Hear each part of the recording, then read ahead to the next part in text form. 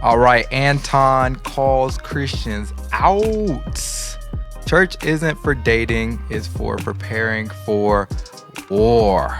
So we're going to get into that. Quality people, this is quality life advice that leads you closer to Christ. Make sure because we don't want to be quality by ourselves. And we got a good little short or reel, Instagram reel, whatever you want to call it. Short form content that Anton Daniels released. And he's talking about Christians. So we're like, okay, let's see what he's talking about. Here we go. All you Christians, you think all of the disciples was beheaded so you can be comfortable? You think Paul wrote all of those letters to the Galatians so that you can be comfortable? You ain't even read your word. You don't even got a sword. Your breastplate of righteousness got holes in it. It's so easy for you to just go right on over into the devil's workshop and just embrace what he got for you. You ain't no soldier.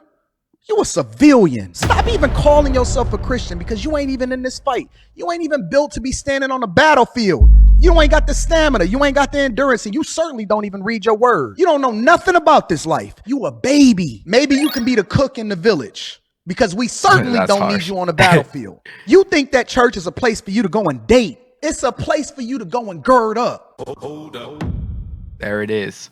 So he's saying that church isn't for dating, it's preparing for war, right? And I think that's a lot of people get lost in like, oh, I'm going to church to do this, or I'm going to church to get this. Socialize, to network, to do everything but, I guess, really understand the word, really learn what it's saying, you know?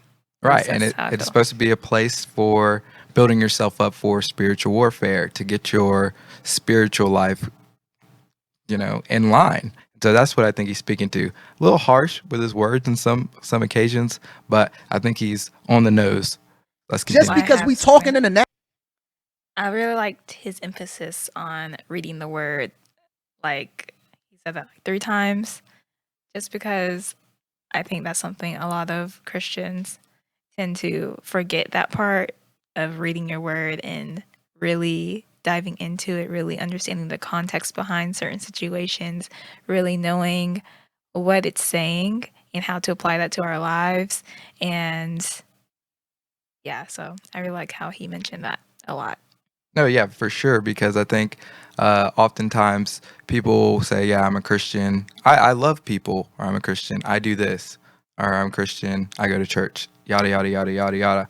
But it kind of goes back to what we were just talking about is, are you judging your life based on like this moral performance narrative, or are you receiving the grace that God has for you, and you're striving to become more like Christ while also extending that grace to others, understanding that, yeah, everybody's not perfect, but Christ is doing a work in all of us at the same time. Natural, that it ain't spiritual, that it ain't based off of principalities. Sam Smith dressed in devil gear, but then if I start talking like a Christian, this video is going to get censored. Meanwhile, they playing that everywhere. What you think, that's a coincidence?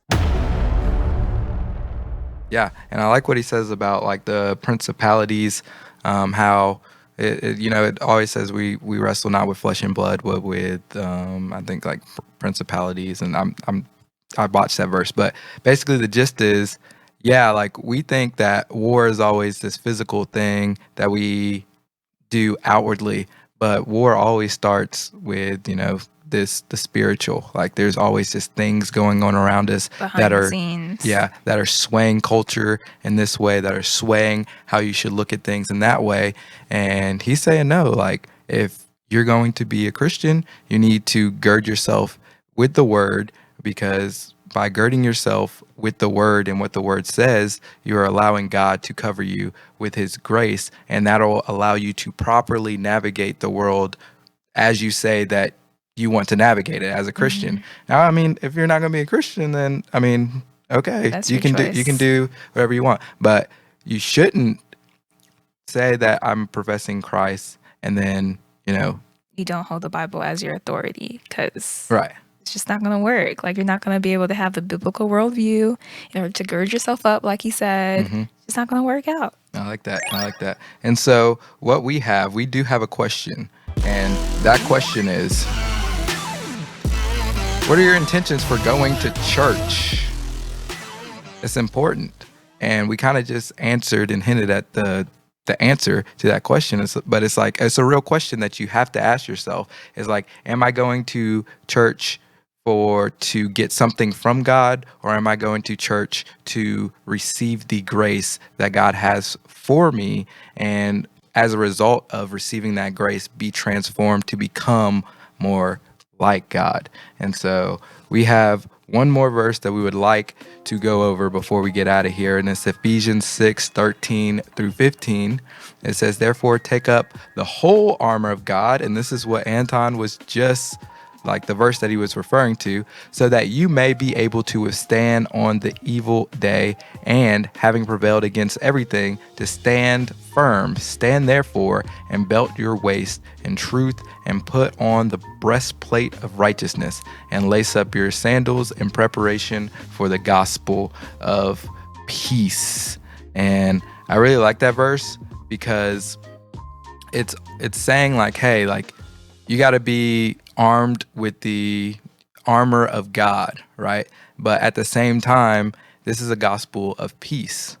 And so it's not saying go out and bash people, beat them over the head with, what you have because you're this moral authority. It's saying that, hey, be armed with the truth, be armed with, the breastplate of righteousness, chase God and his righteousness. But also, like, this is a gospel of peace. We're not out to make war, but if somebody comes against you, you have the truth. Stand firm in the truth. And so that's what I hope that you can do. And that's what we hope to do here at Quality, to become more quality people. And so, quality people, make sure that you share this with a quality friend. If you are not here live, make sure that you like this video right here, or check that video out next, rather. And I need you to do one more thing before you leave. Like for the algorithm.